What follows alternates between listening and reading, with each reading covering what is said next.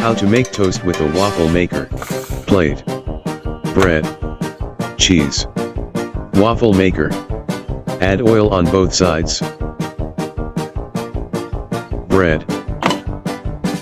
Close.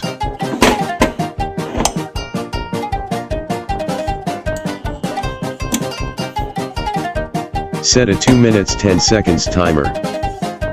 Turn on your stove to medium heat. When it hits 1 minute and 5 seconds, flip.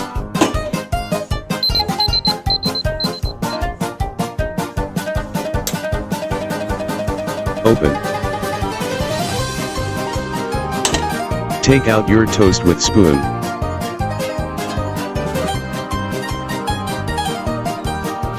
Now we enjoy. Subscribe.